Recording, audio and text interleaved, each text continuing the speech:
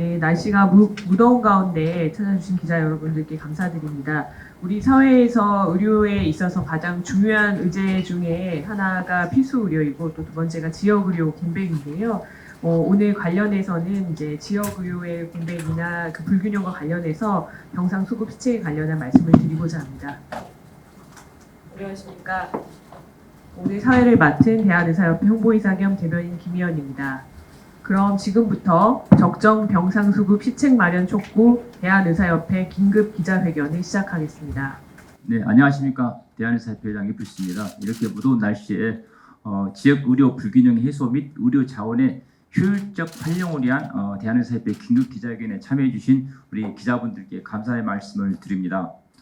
지난 7월 25일 보건복지부에서 공표한 OECD 보건통계 2023 분석 자료에 따르면 우리나라 2021년 병원 병상 수는 인구 1000명당 12.8개로 OECD 평균 4.3개의 약 2.9배이며 급성기 치료 병상 수는 인구 1000명당 7.3개로 OECD 평균 3.5개의 약 2.1배 수준입니다.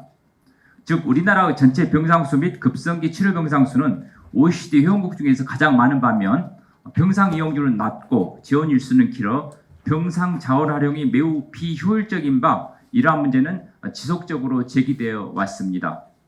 이처럼 수요에 비해 병상이 과잉 공급되고 있는 상황 속에서 현재 수도권에서만 약 9개 대학병원이 11개의 분원 설립을 추진하고 있어 2028년이 되면 수도권에 6,000병상 이상이 증가할 것으로 예상되고 있어 지역 간 병상 수급 불균형은 더욱 심화될 것으로 보입니다.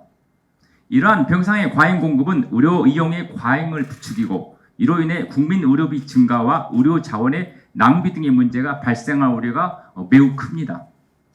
특히 수도권 대학병원의 경쟁적 분원 설립은 지역 내 환자는 물론 의사, 간호사, 의료기사 등 의료 인력까지 무분별하게 흡수하여 지역 주민의 1차적 의료를 담당하고 있는 의원급 의료기관 및 지역 중소병원의 운영에 막대한 피해를 끼쳐 폐업률을 높이는 등 지역 의료 체계에 큰 영향을 미치며 의료 전달 체계를 무너뜨리는 주 요인이 되고 있습니다. 그렇지 않아도 수도권 대형병원 쏠림 현상과 열악한 지역 의료 인프라로 인해 지역 간 의료 격차가 심화되고 지역 필수 의료가 붕괴 위기에 처해 국민들의 우려가 높은 상황에서 병상, 의료 인력, 환자의 수도권 집중을 유발하는 수도권 대학병원 분원 설립은 지역 의료, 특히 지역 필수 의료 붕괴를 더욱 가속화할 것입니다. 그동안 저희 대한의사협회에서는 수도권 대학병원의 분원 설립 경쟁이 가져올 의료 대재앙에 대해서 여러 차례 경고를 기울인 바 있습니다. 작년 정부와의 필수 의료 살리기 협의체, 또 최근 정부와 의료 현안 협의체를 통해서도 수도권 대학병원 분원 설립 제한 대책을 신속히 추진해 올 것을 지속적으로 요청해 왔습니다. 무분별한 수도권 대학병원 설립 방지와 대학병원 분원 설립 방지와 적정 병상 수급 시스템 구축을 위해서는 중앙정부에서 직접 병상 수급을 적절하게 통제할 수 있는 제도가 필요하고 이를 통해 지역 간 병상 불균형을 해소하고 지역별 특성에 맞는 관리 계획이 수립되어져야 합니다. 이에 저희 대한의사협회에서는 의료 자원이나 지역별 특성 등 여러 상황을 고려한 병상 수급 기본 대책을 신속히 마련해 줄 것을 정부에 강력히 촉구하며 효율적이고 합리적인 대책 마련을 위해 정부와 의료계가 충분히 논의하고 협의할 수 있는 구조를 조속히 마련해 줄 것을 요청드립니다. 대한의사협회는 국회 및 정부와 지속적인 소통과 협조를 통하여 올바른 병상 수급 대책이 마련되어 현재 심각한 위기에 처해 있는 지역 의료의 불균형을 해소하고 전국 어디에서나 국민들께 최선의 의료 서비스가 제공될 수 있도록 최선을 다해서 노력해 가겠습니다. 감사합니다. 네, 사실 이 수도권 분원 문제는 뭐 한 몇 년 전부터 사실은 하나씩 시작이 돼가지고 사실상 작년만 해도 대단히 이제 위험한 상황이 초래될 거라는 것이 익히 예측됐던 그런 상황이고 로드맵 각 병원들의 어떤 그 계획에 따라 갖고 지금 또 이것이 시도 또 이제 도지사들이랑 뭐 이제 시의 어떤 이제 뭐 정치적인 어떤 공약 뭐 이런 거랑 의료 인프라 확충 뭐 이런 것이 같이 이렇게 연결되면서 상당히 좀 빠르게 좀 속도 빠르게 너무 많은 병원들이 급속하게 수도권에 부는 경쟁하듯이 지금 시작된 상황이 뭐 대단히 지금 위협적인 상황까지 왔습니다. 우리가 2019년도부터 의료전달 체계 논의하고 그 다음에 작년, 재작년 해갖고 계속 필수 의료 논의하고 지금 이 의료 인력 뭐 이런 의료 인력 수급 관계도 지금 계속 다 불균형을 해소해야 되는 상황인데 그런 상황에서 이렇게 무분별하게 이렇게 시작된 것 때문에 사실상 준비는 오래전부터 했었고 아주 작년 그 재작년부터 계속 복지부와 정책 당국에 저희가 이거 병상 수급 관리는 정부 차원에서 해야 된다라고 하는 계속된 아주 같은 기조의 의견을 지속적으로 다양한 루트로 전달을 했었습니다. 그래서 이제 더 이상 우리가 이런 상황을 더 이상 이제 놓고 더 이상 지연됐다가는 아마 우리 대한민국 의료가 아마 붕괴되지 않겠는가 이런 위압감을 느리는 아주 최고의 위기 상황까지 왔다고 생각을 합니다. 뭐 조금 있으면 우리 오봉식 원장님께서 발제를 하면은 세부적인 내용들을 어느 정도 잘 이해하실 수 있겠습니다만은 그런 위기 상황이 온 상황에서 저희가 이제 정부에 좀 병상 수급 또 올바른 의료 체계를 마련할 수 있는 그런 상황들 또 지역 의료 활성화 이런 부분에 대해서 정부가 좀 더 강력한 의지를 가지고 추진해야 된다. 이제는 더 이상 미룰 수 없다는 차원으로 저희가 의견을 드렸습니다. 그래서 오늘 이렇게 발제하고 또 그러고 나서 우리 대한의사협회는 병상 수급 관리가 하루바삐 정상화되어서 우리 국민들 건강에 우리 국민들이 아주 공정한 그런 의료 체계 하에 진료받을 수 있는 환경이 이루어지기를 바라는 마음으로 오늘 기자회견을 하게 되었습니다.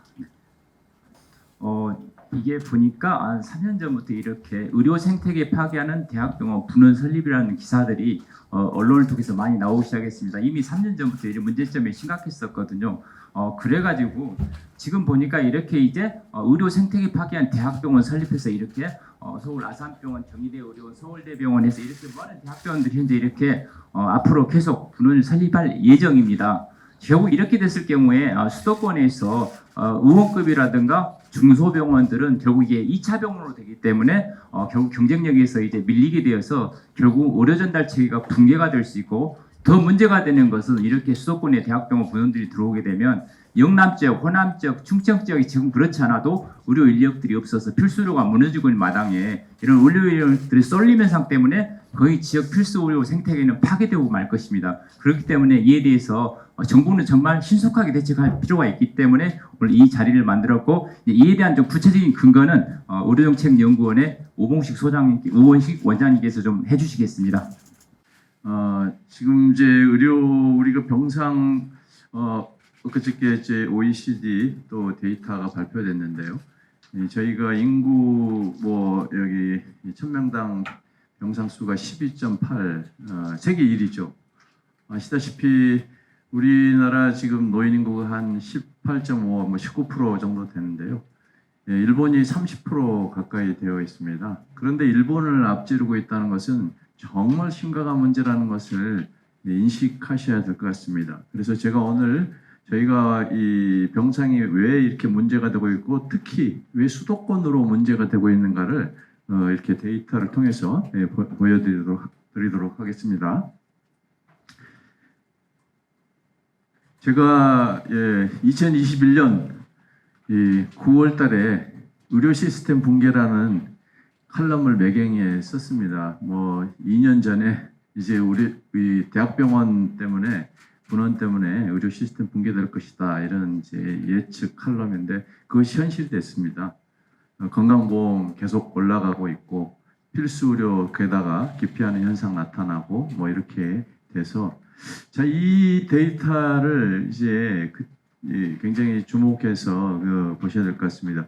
우리나라가 그 2010년에서 2019년까지 이 노인 인구가 이렇게 계속하는 동안에 5.9에서 8.2 이렇게 증가하는 동안에 우리 의료비가 저렇게 굉장히 올라가고 있습니다. 이게 노인구에 비해서 굉장히 의료비가 올라가고 있는데 이것이 이 일본하고 비교를 해보면은 같은 시기에 굉장히 차이가 많이 나는 것을 우리가 볼 수 있습니다. 일본이 한 대략 노인구가 10.9%에서 15.7을 되던 시기가 한 10년 걸렸습니다. 그게 87년에서 97년인데 의료비가 6.4%로 GDP 대비 의료비가 6.4%로 잘 유지가 되어 있었는데 우리나라는 5.9에서 8.4로 굉장히 급증하고 있다라는 사실입니다. 이 데이터를 토대로 이제 추산했을 때 2025년에 10.8 정도 GDP 대비 될 것으로 봤는데 어제 발표된 거 보니 9.3였지 않습니까? 근데 그게 2년 전 데이터를 반영하니까 작년에 10%를 넘은 것으로 추산되고 있습니다. GDP 대비. 그래서 그렇다면은 이 작년 데이터가 2024년에 발표될 것인데 그러면은 의료비가 10%가 넘을 것이고 2025년에는 11%를 넘을 수도 있다라는 그런 예측을 할 수가 있습니다. 그래서 굉장히 위기 상황이다라고 밖에 말할 수 없습니다. 자, 왜 그러면 이렇게 증가됐는가? 이 데이터가 이제 상당히 의미가 있는 데이터인데 종별로 요양급여 비용이 2011년에서부터 2019년까지의 변화를 이렇게 쭉 한번 살펴봤습니다.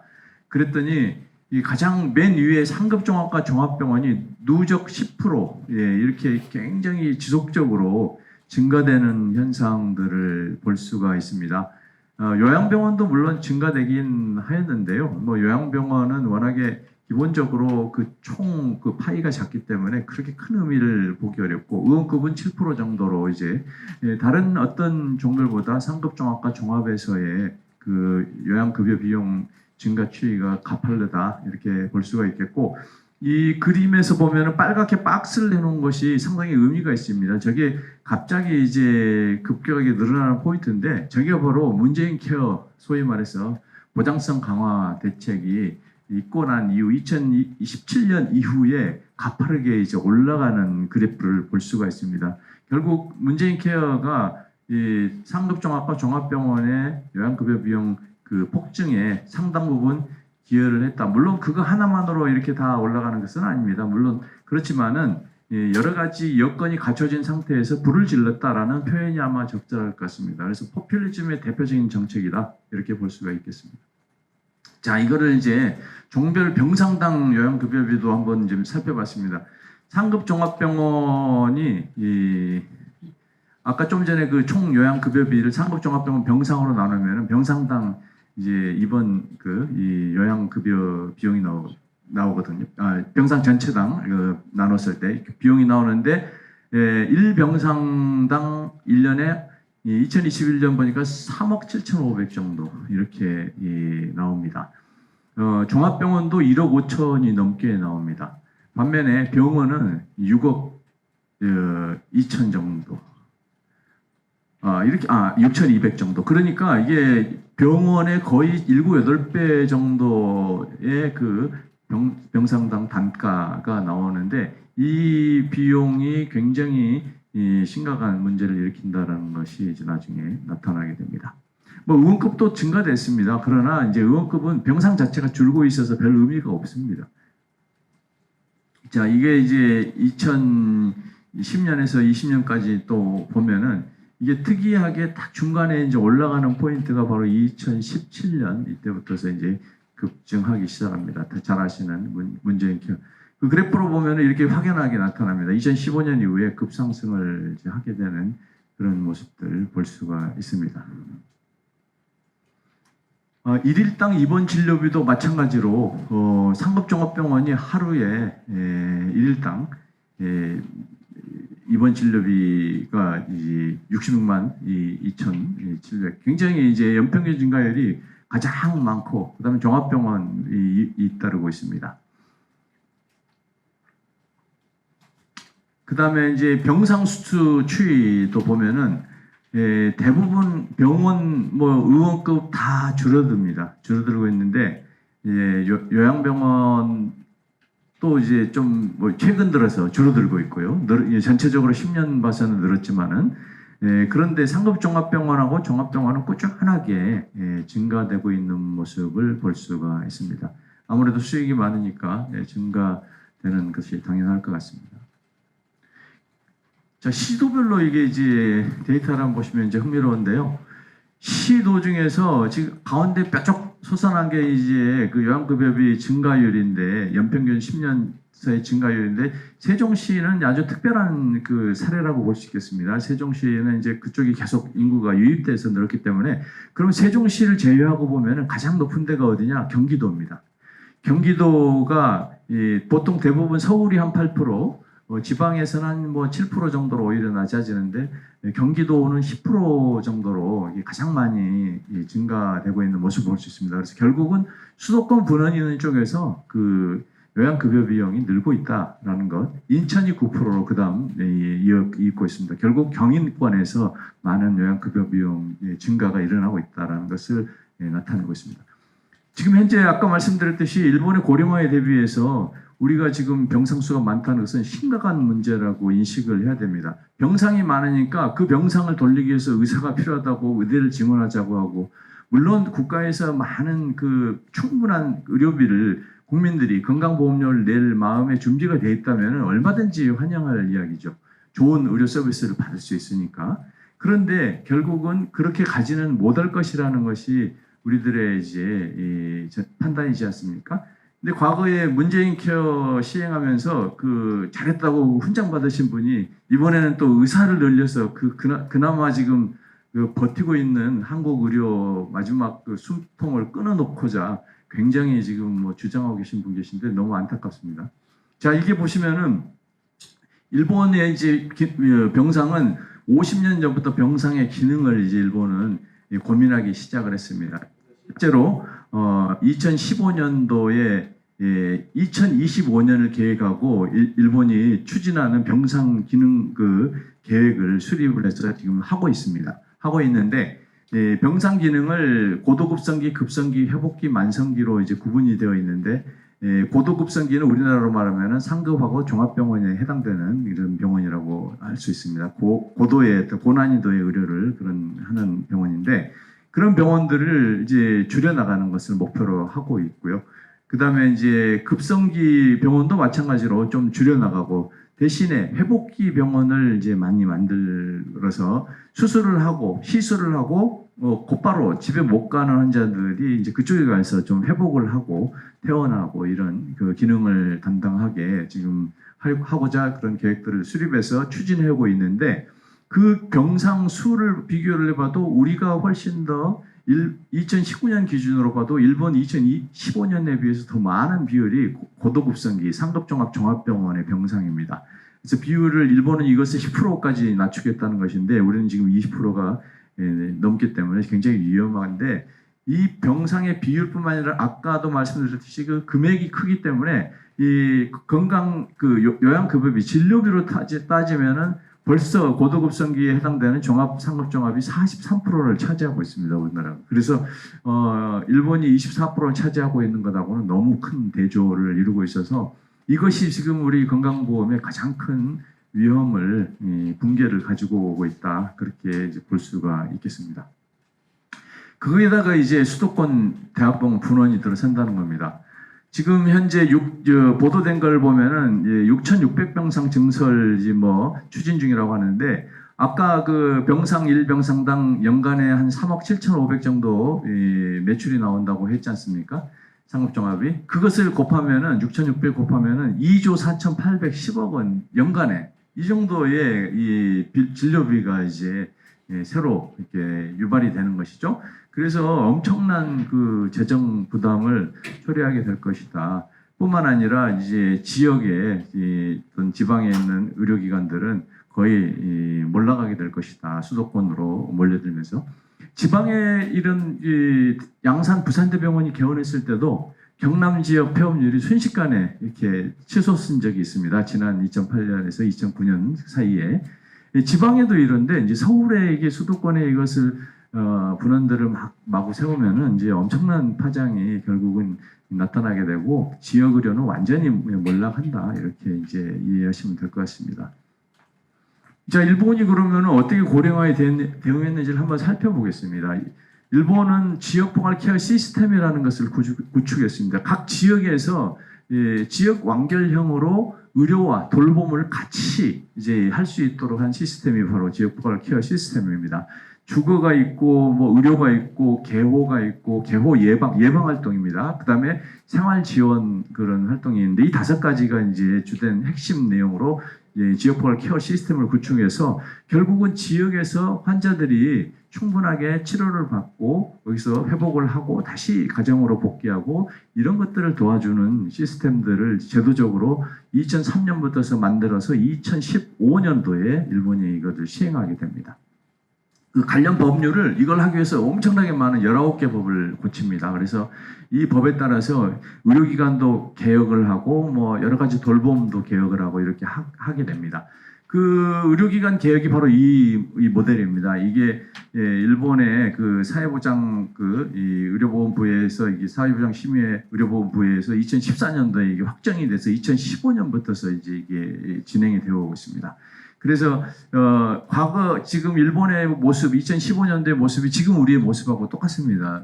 그 급성기가 많은 가분수 와인잔 형태라면 이것을 종 모양으로 바꾸겠다라는 것이 일본의 계획이고 밑에 보면 외래 의료, 재택 의료 이런 것들을 만드는데 결국은 1차 의료를 강화하는 것입니다. 저게 1차 의료를 강화하지 않으면은 이 엄청난 초고령 사회를 버틸 수가 없습니다. 1차 의료에서 저런 역할들을 하도록 이제 일본이 하고 있고 지금 많은 부분들을 지금 해나가고 있습니다. 제가 지난주에 일본 후생노동성에 가서 받아온 자료인데요. 자, 지금 현재 어떻게 됐냐? 사실 2015년에서 2025년 맨 끝에가 목표치인데 지금 2022년 현재 총 병상 수는 2015년에 125만 병상에서 119만 병상으로 줄이는 목표였는데 현재 119만 9천 병상이고요. 2025년에는 119만 병상으로 갈 것으로 봅니다. 물론 병상 수는 거의 맞췄는데 문제는 이제 아직 그 기능별로 조금 제대로 이게 밸런스가 맞지 않은 측면이 있습니다. 그래서 일본 그 정부는 각 지역별로 저 기능에 맞춰서 그 강력하게 지금 그 개혁을 해나가고 있고 새로 병원이 신설하거나 이런 것들은 이 기능의 병상수 그 계획에 맞지 않으면 아예 인허가를 해주지 않고 있습니다. 자, 그 개혁의 성과가 이게 작년 그 란셋 퍼블릭 헬스에 얼마 전에 우리나라에 왔다 가신 하시모토 히데키 교수가 발표한 내용입니다. 일본은 이제 선언을 했습니다. 의료비 고령 초고령을 극복했다 이렇게 선언을 했습니다. 앞으로 의료비가 더 이상 크게 늘지 않고 이제 2034년 이후로는 감소된다 이렇게 내다보고 있습니다. 그래서 여기 보시면은 그래프의 맨 위가 외래이고요. 병원 의료기관 외래이고 초록색 진한색이 중간에 두 번째가 이제 입원 진료비고요. 그다음에 이제 이 세 번째가 돌봄 제가 왔다 갔다 하는 돌봄이고 그다음에 네 번째 맨 마지막에 진한 파란색이 이제 입소 시설 이 되겠습니다. 그래서 이 점점 보면은 돌봄 1차 의료의 영역에서 이제 하고 있는 돌봄은 늘어나는데 입원 진료는 34년을 정점으로 이제 감소되고 외래는 이미 감소하고 있습니다. 그래서 의료비가 더 이상 늘어나지 않는다라고 일본은 이제 판단하고 따라서 의사도 더 필요 없다 이렇게 판단하고 아마 내년 이후는 의사 정원도 이제 감축 계획을 갖고 있는 것으로 알고 있습니다. 우리나라가 커뮤니티 케어 이제 고령화를 대응한다고 했는데 대단히 지금 문제가 아직 많이 부족한 부분이 많습니다. 의료가 없습니다. 의료가 빠지면은 누구도 그 서비스의 국민들이 여기 수긍할 수도 없고 만족할 수도 없고 불안하기 때문에 이거는 뭐 성립이 안 되는 그런 내용이고요. 여기에 기본 요소 자체가 의료는 방문 의료 뭐 이 정도만 있는데 그 정도로는 안 되고 회복해서 이제 돌려보내는 그런 지역사회 병원들이 많이 나와줘야 된다는 것이 핵심이 되겠습니다. 그 국회에도 이제 이런 법안이 나와 있는데 무조건 퇴원만을 뭐 하고 그 지역사회에서 전담 조직을 설치하고 그러는데 국가가 계속 하겠다고 하면은 이거는 영국이나 이 과거에 실패했던 그냥 그 모형입니다. 국가 재정만 쏟아붓고 결국은 뭐 잘 되지 않는 그런 것들이죠. 그래서 저희가 이제 제안하기는 의료 이용 체계를 지금같이 1차, 2차, 3차가 아니라 좀 다양한 형태로 지역사회에서 1차 의료기관이 그 기본적인 돌봄도 좀 하고 지역사회 방문 진료도 하고 이렇게 하면서 다양한 기능들을 하는 병원들을 이렇게 지역사회 중소병원들이 역할들을 해주는 것이 가장 바람직하다. 여러 가지 대학병원보다 훨씬 저렴한 비용으로 그런 것들을 할 수 있기 때문에 그렇게 하고, 그다음에 저희가 이제 1차 의료기관들로서는 전주시 의사회가 지금 잘하고 있는 커뮤니티 케어 그 선도 사업을 하고 있는데, 이렇게 의료 돌봄 체계를 1차 의료기관 지역의사회 중심으로 어르신들을 케어하는 그런 시스템으로 우리들이 가야지 지속 가능하다, 이렇게 볼 수 있습니다. 결국 이게 지방의료가 총체적 난국입니다.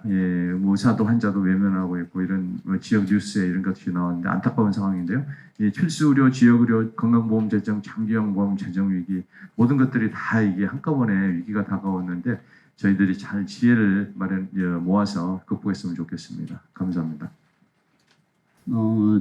지금 기능 변화는 정책적, 이제 우리 중장기 보건의료 정책 이런 상황에서 반영이 돼야 되는 부분이고, 저는 지금 보건복지부에서도 다방면에 또 연구 정책 용역도 하고 있고 뭐 이렇게 여러 가지 지금 정책적 뭐 이렇게 시도 기조가 있는 걸로는 알고 있습니다.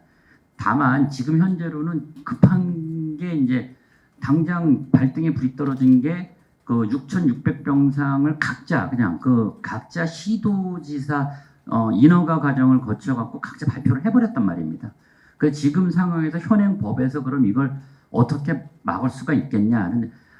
일본이 그 초고령 사회를 극복하면서 그 병상 수급을 아주 성공적으로 지금 이뤄내고 있는 것이, 일본이 그 중앙에서 병상 계획을 발표를 하면 철저하게 그 원칙에 따라서 시도가 시행하는 그런 체제가 완성되어 있습니다. 근데 우리나라는 어느 정도 입법은 지금 현재 저는 돼 있는 걸로 알고 있습니다. 다만 이 그 병상 수급 관리 계획을 아직 명확하게 발표가 되고 있지 않다. 그래서 그 수급 계획을 먼저 빨리 발표해야 지금 현 상황에서 발등에 불을 끄기 시작할 수 있는 시발점이 될 수 있는 거고, 지금도 저는 늦었다고 생각을 합니다. 그렇게 해서 그런 노력이 필요하다. 그리고 지금 늦었다. 빨리 해야 된다. 이렇게 생각하고 있습니다. 이제 그 사회적 합의 좋은 말씀인데요. 지금 사회적 합의를 이루어내면서 그 가기에는 너무 정말 절박하고 시급한 것 같습니다. 이게 아까도 말씀드렸듯이 우리가 12.8, 일본은 12.6 점점 내려가고 있거든요. 병상 수가 1,000명당. 그래서 그런 이 노인 인구를 잘 의료에서 가장 핵심은 75세 이상 노인 인구가 주된 의료비를 발생시키고 그 사람들이 입퇴원을 많이 하는데, 일본의 그 75세 이상 노인 인구가 우리보다 압도적 몇 배가 많은데도 불구하고 그 병상으로 유지하고 있는데, 우리가 지금 이 병상 체계를 계속 브레이크 없이 간다는 것은 스스로 자멸하는 그런 꼴입니다. 그래서 보건의료가 지속 가능하지 않다. 이건 뭐 나라가 망하는 거다. 이제 보건의료가 망하는 차원을 넘습니다. 그래서 이거는 정말 시급하고 정말 긴급한 문제이고 필수의료와 함께 같이 빨리 처리해야 된다라고 보시면 되겠습니다. 일단 병상을 늘리는 것부터 스탑을 시켜야 됩니다. 병상을 늘리는 것 지금 당장. 그 다음에 재배치하는 문제는 좀 더 시간을 갖고, 왜냐하면 우리가 현재 병상에 대한 기능적 그런 검토가 되어 있지 않습니다. 아직 우리나라가. 그래서 저희 연구원에서 올해 이제 지역 병상 총량에 대한 연구 보고서가 이제 올해 하반기에 나올 텐데요. 이제 아직 그런 것에 대한 국내 연구가 별로 없었기 때문에 저희들이 그것 때문에 이제 지난주에 일본에 가서 병상 총량제 담당 후생 노동성 관계자도 다 면담하고 이렇게 좀 했습니다. 그래서 그런 것들 자료를 토대로 해서 우리나라 현실에 맞는 그런 그 제안을 좀 연구 보고서에 담아볼 계획입니다.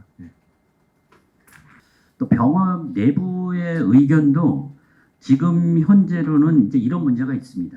그 수도권의 병원 몇 개 안 되는 병원들이 수도권에 이제 이렇게 분원을 설립하게 되면 그동안 우리나라 지역 의료를 이끌었던 뭐 전남대병원이라든가 뭐 부산대병원, 경북대병원 이런 대규모적인 그 지역 사회에서 그 주도적인 의료를 하고 있는 그런 병원들이 사실상 이제 기능이 이제 축소되는 방향으로 가게 될 뿐만 아니라 그 가운데 의료 인력을 포함한 뭐 전반적인 보건의료 관계에 종사하는 인력들이 수도권 쏠림이 이제 가주가 되면서 지역 의료는 공동화 현상이 일어날 수 있다. 이 부분에 대해서는 병원협회에서 더 많이 느끼고 있는 위압감이라고 소통하고 있고요. 병원협회도 어쨌든 전체 의료기관이 그 병원급 의료기관이 포함된 단체다 보니까 내부에 여러 가지 의견 조율이 필요한 걸로는 알고 있습니다만은 우리나라 의료가 현재 이렇게 치우치는 거는 바람직하지 않다라고 하는 것에 대해서 공감대는 충분히 형성되어 있는 걸로 알고 있습니다. 그래서 이번에 우리가 계속 지금 이렇게 하는 것도 아마 병협과 의협이 행보를 같은 방향으로 하고 있다 이렇게 보시면 될 것 같습니다. 네. 일본은 이제 전체 의료기관 중에 민간이 70%, 공급의 70%를 하고 있고요. 병상 수로는 50% 정도 됩니다. 우리는 이제 90%, 95%지 않습니까? 이제 병상 수로는 90%, 기관 수로는 95%인데 민간이 그렇게 하고 있는데 일본 같은 경우에 이제 공공병원은 아예 인허가를 안 내줍니다. 그 계획에 이제 초과되는 지역은 그 기능별로 병상을 딱 그 해마다 여기 신고하게 돼 있습니다. 자기 지역 도도부현 우리로 말하면 시도죠. 광역 시도별로 그 지역에 고도급성기가 몇 병상, 급성기가 몇 병상, 회복기 몇 병상, 유지기 몇 병상 이렇게 이제 신고를 하게 됐습니다. 보고를 하고 병상 기능 보고 제도라는 게 있어요. 그래서 보고를 하고 거기에서 그 처음에 이제 그 후생 노동성 가이드라인에서 과잉인 그 기능의 병원은 아예 인허가를 안 내줍니다. 공공병원은. 민간 병원에서 신규 인허가는 안 내주고 이제 전환하는 것은 이제 여러 가지로 기금에서도 도와주고 뭐 이렇게 하고 있습니다. 그래서 하고 있는데 전환을 하는 것은 이제 그쪽 지역의 의료기 민간인 경우에는 그냥 민간 의료기관 자기의 판단에 의해서 하게 됩니다. 그냥 나는 그래도 이거 하고 싶어 하고 한다면은 그냥 어쩔 수 없이 하는 것이고 신규 신설은 안 됩니다. 민간도. 신규로 신설하려고 과잉인 지역에 예를 들어 급성기가 과잉인데 급성기 병상을 신규로 신설하겠다 그러면은 공공가치 인허가를 안 해주는 건 아닌데 건강보험을 적용을 안 해줍니다. 우리나라하고 조금 이제 그 차이점인데 우리나라 당연지정제라서 그게 쉽지 않은 측면이 있는데 일본은 그 자체를 이제 건강보험 적용을 안 해줍니다. 그래서 나는 일반 병상 일반으로라도 하겠어 하면 할 수는 있습니다. 그런데 거의 그거는 운영 자체가 안 돼서 안 하는 것으로 알고 있습니다. 저도 이제 한 말씀 드리고 싶습니다. 그래서 결국은 수년 전부터 제2의료계에서는 수도권의 대학병원 분원 설립하는 것에 대해서 굉장히 문제점을 많이 제기를 했는데요. 크게 세 가지가 저는 문제라고 생각하고 있습니다. 첫 번째는 의료전달체계, 특히나 수도권에 있는 병의원들에 대한 중소병의원들에 대한 의료전달체계 붕괴로 인해서 의료전달체계가 무너질 수가 있고요. 두 번째는 이제 이제 2차 병원들이 자꾸 이제 수도권에 이렇게 분원들이 2차 병원으로 들어오기 때문에 결국 동네 병원들하고 경쟁을 하다 보면은 사실 상대적으로 여기 시설이나 장비가 뛰어나기 때문에 그에 대해서 의료비 소요가 훨씬 많아서 건강보험 재정이 악화로 누수될 가능성이 굉장히 많다는 것이죠. 그리고 세 번째는 결국 이리 수도권에 대학병원 분원이 들어왔을 때 충청권이라든가 영남, 호남, 강원권에 있는 그 의사나 간호사, 의료기사들, 의료 인력들이 쏠림 현상이 굉장히 가속화됩니다. 그래서 실질적으로 대학병원 분원이 하나 설립될 때 영호남 쪽에 있는 그때 의사라든가 간호사들이 되게 많이 서울로 갔던 경험이 있습니다. 그래서 지금 사실 우리가 지금 정부에서 계속 필수를 살리기 위해서 지역으로 살리기를 강조하고 있는데요. 그러면 여기에 대해서 수도권에서 이렇게 지금 자꾸 대학병원 분원에 대해서 인력을 쏠림하고 정말 계속 흡수해가는 이런 정책에 대해서 강력한 대책이 나오지 않는 이상은 상당히 실효성이 없을 거라 생각하고 있습니다. 그래서 뭐 사실 요새 MZ세대 젊은 의사들, 간호사들, 기사들 다들 월급이 좀 작다 할지라도 수도권을 되게 선호하거든요. 그렇기 때문에 여기에 대해서 이제 국가 균형적인 발전 그리고 지역 의료 발전을 위해서는 어느 정도 이제 강력한 대책이 나올 시점이 되었다고 생각합니다. 지금 사실 이 대치책을 발표한다는 것이 사회적으로 또 현재 상황에서 상당히 어려운 시점이라고 또 어려운 부분이 많다고 인지도 하고 있는데 지금 현재 보건복지부에서 할 수 있는 상황들이 아마 수련 체계에 대한 어떤 보건복지부의 역량으로 이제 제어하는 그 허들을 뭐 만든다면은 그 정도로 해서는 쉽지 않다, 어렵다라고 보는 게 저희 의사협회 의견이고요.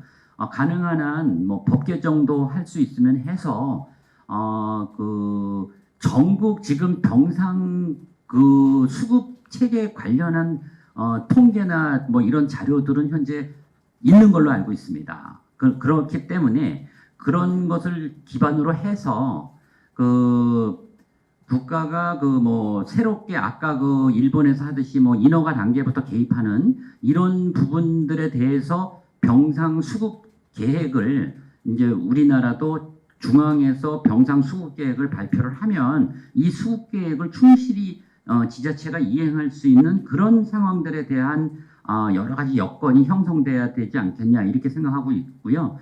그런 부분에 있어서는 좀 더 강력한 드라이브를 했으면 좋겠다 하는 것이 우리 의사협회 의견입니다. 그래서 지금 사실 대학병원 2차 병원이기 때문에 허가권이 지자체장한테 있습니다. 3차 병원들은 이제 보건복지부에서 관여를 하겠지만은 그러다 보니까 지자체장 입장에서는 자기 지역에 2차 병원들, 수도권 대학병원 분원들 들어오는 거에 대해서는 어떻게 보면 그 선거라는 어떤 큰 구도가 있을 때는 굉장히 지역 주민들이 환영할 수 있다고 생각하고 있습니다만은 전체인 큰 틀의 대한민국 보건의료 정책을 큰 틀에서 본다면 그거 도움이 되는 것이 아니기 때문에 이번 기회 때 이런 어떤 그 2차 병원들 수도권에서 하는 거에 대해 설립하는 데 있어서 어느 일정 수준 이상의 규모에 대해서는 보건복지부에서 거기에 대해 충분히 관여를 해가지고 실질적으로 실효적으로 이게 좀 어떤 대책이 이루어질 수 있도록 그렇게 만들어가는 것이 앞으로 대한민국 보건의료 전체 큰 틀을 봤을 때는 더 유리하지 않나 그렇게 생각을 합니다. 지정된데 이제 우리 병원은 인허가권이 그 시도지사에게 있습니다. 그러니까 이 의원은 시군구청장에게 있고요. 의원은 신고제죠. 근데 병원은 허가를 해줘야 되는데 그 인허가를 시도지사가 갖고 있고 시도지사가 사실상 그 뭐 들어오면은 거의 다 해주는 뭐 그 추세죠. 특히 이제 이런 대학병원 분원은 선호합니다. 지자체에서 자기 지자체에 이제 가치가 올라간다고 생각하기 때문에 그래서 그 부분을 그 제도적으로 법적으로 막아줘야 됩니다. 이제 법이 좀 의료법에가 명시가 돼야 되고 의료법에 이제 개설을 불허할 수 있는 그 조항이 있거든요. 거기에 추가를 하든지 뭐 해서 이런 것들을 좀 반드시 명시를 해줘야지 되고 인허가를 그 병상 계획에 그 맞지 않으면은 아예 인허가 자체가 나지 않아야지 그런 그 매입이나 이런 전 단계에서 이미 다 인허가가 그런 것들이 좀 그 계획이 수립에 맞는지 안 맞는지를 판단하고 토지를 매입할 거나 뭐 이런 것을 할 수 있도록 좀 제도적 개선을 했으면 하는 생각입니다. 제가 뭐 반복된 얘기지만 좀 더 강조 차원에서 한 번쯤 더 드리자면은 아까 회장님께서 언급하셨는데 수도권에 한정돼서라도 뭐 그러니까 지금 현재 당장 수도권이 문제니까 이 수도권 중심으로 해서 일정 규모 이상 이제 그 병원급 의료기관을 개설하려면 이 병상 수급 관련 계획과 연관된 뭐 이제 심의라든가 사전에 즉 건축 허가가 시작되기 전에 제일 전 단계에서 과연 우리나라 병상 수급 체계에 맞는가 하는 검토 차원의 그런 대책이 좀 필요하다 이렇게 저희 의사협회에서는 지금 주장하고 있고 또 그렇게 좀 시책이 좀 갔으면 좋겠다 좀 강력하게 갔으면 좋겠다 하고 그 아까 회장님 말씀하신 부분이 좀 강조될 부분이어서 제가 한 번 더 말씀드렸습니다.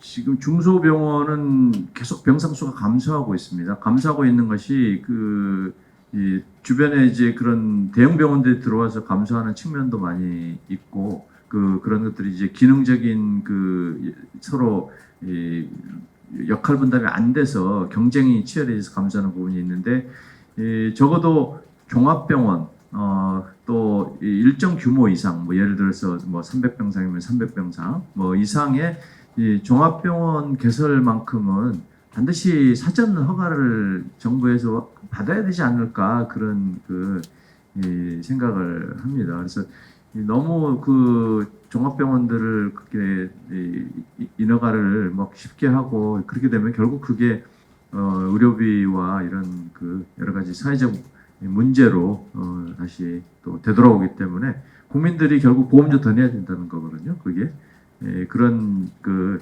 뒷감당을 해야 되는 부분들이 있어서 그런 좀 제한은 좀 필요하지 않나 생각합니다. 네. 네, 감사합니다. 저희가 지금까지 의료 정책의 많은 부분이 공급자 또는 이용자 또는 질환 중심으로 정치적인 구호로 이제 외쳐지다 보니까 실제로 오늘날에 와서는 응급의료 병상이 부족하고 필수의료 병상이 부족하고 지역의료 병상이 공백이 일어나는 그런 위기 상황에 처한 것 같습니다. 그래서 저희가 병상이라는 것은 이제 치료 역량을 포괄하는 용어가 되겠는데요. 병상을 중심으로 시스테믹한 체계적인 접근을 하는 그런 미래를 좀 바라게 됩니다. 그럼 이것으로 적정 병상 수급 시책 마련 촉구 대한의사협회 긴급 기자회견을 마치겠습니다.